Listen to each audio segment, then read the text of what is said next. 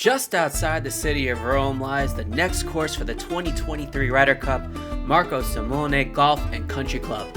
Originally created by architects Jim Fazio and David Mazzacane in 1989, under the ownership of Laura Biagiotti, Marco Simone has undergone some major course renovations in order to get this Ryder Cup ready.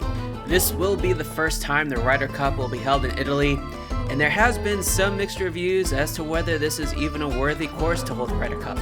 With its constant elevation changes, there are a lot of blind approach shots, but the one aspect of this course that really stood out to me was just how perfect these greens roll. After playing Marco Simone, I am very excited to see just how low the most elite golfers in the world will go. The course was wide open for me on a beautiful yet very hot Monday morning. I guess no one in Europe golfs during a heat wave. This dumb American does.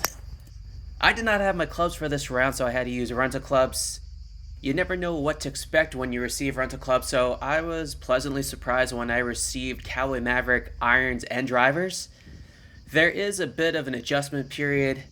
Being at the driving range, I realized that these clubs go much further than the clubs that I own.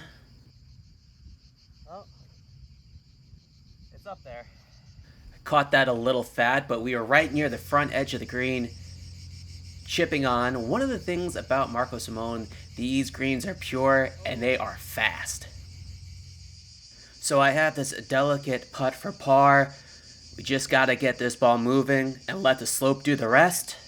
Go in. There it is. That was a very well-paced putt. And for those of you wondering, I'm not actually talking to myself. My wife is behind the camera, so you will hear her shy voice from time to time. Second hole, this fairway was being seeded on the left side of the fairway. That was a very wipey fade. We would miss the fairway and the rough. Find myself a dry patch of grass for my second shot. That is a 5-iron. The Maverick irons are much chunkier looking than the Mizuno hot metal blades that I use, but it does offer more forgiveness, and the lofts are a little stronger. So once again, I am just off the front edge of the green. We're putting this time. I should mention here that I'm only playing with one sleeve of golf balls. I thought I had brought two sleeves, but when I got to the first tee, I could not find the second sleeve. Turns out I left it behind in my suitcase. All right, there we go. So we drill that putt in for par. Third hole is a downhill par 4 that dog legs to the right. That is down the middle, but I caught it low off the club face, and it would run through the fairway into this gnarly patch of rough. That is a pitching wedge.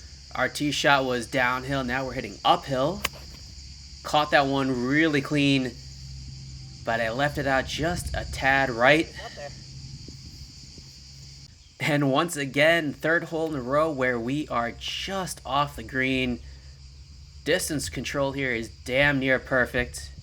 Looks good. Despite never using this putter, it was my best friend during this round. 3 bars.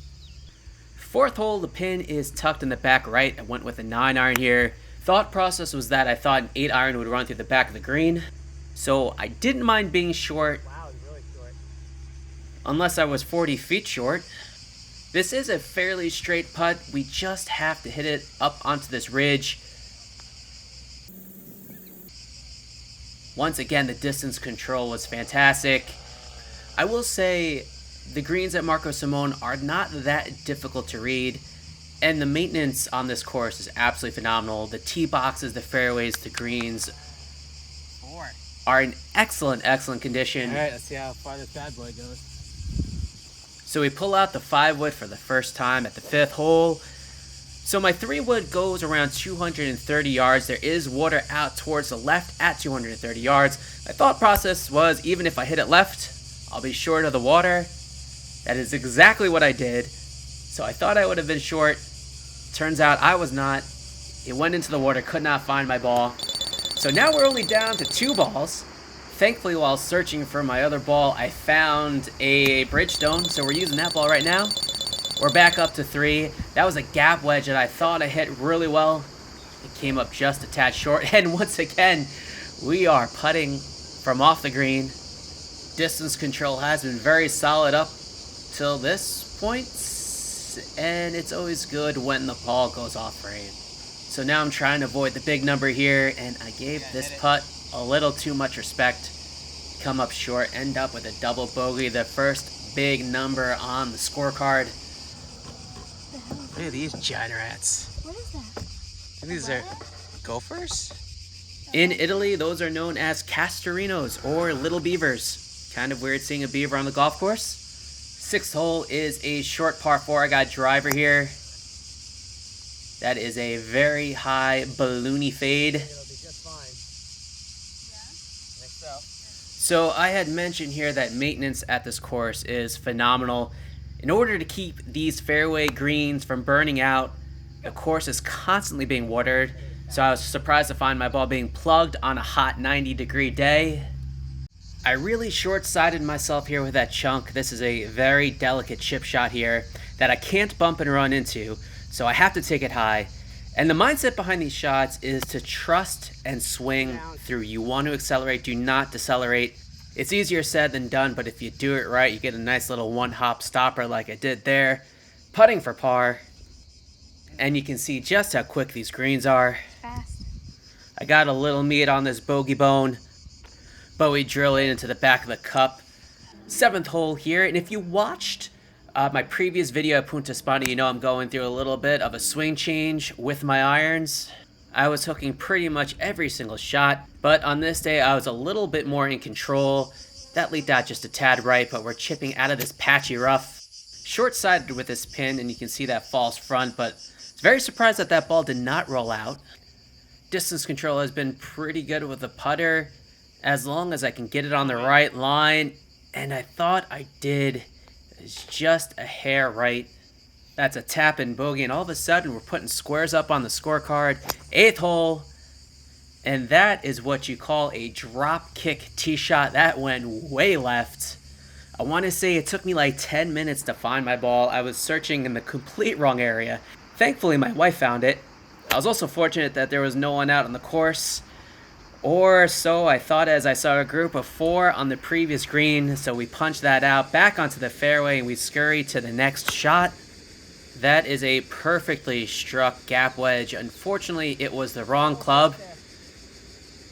We would come up short again. That is the 5th time I came up short of the green. So we're putting off the green, and that was not a great effort. Leaves me with about 6 feet for par.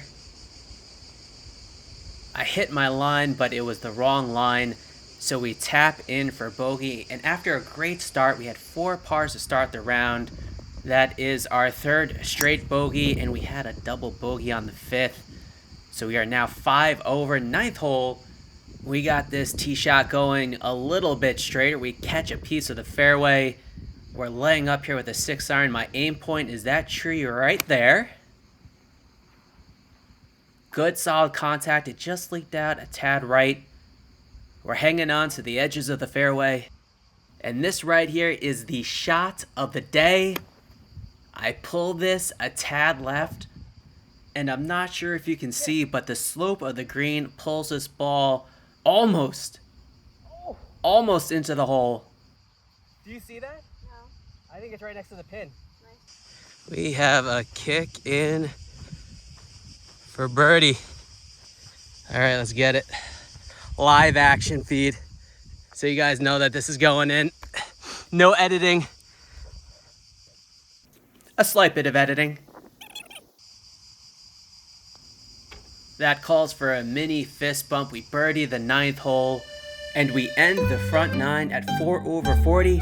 Despite using rental clubs, I start the round off with 4 straight pars and capped off the 9th with a birdie. I gotta say, it feels pretty damn good shooting low on a Ryder Cup course.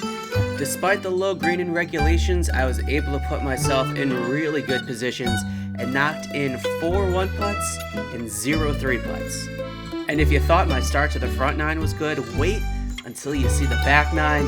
4 birdies were dropping. The way I was playing, let's just say, Zach, I'm ready to join the Ryder Cup team. I anticipate your call. And for the rest of you fine folks out there, like the video, subscribe to the channel, and I will see you on the 10th hole.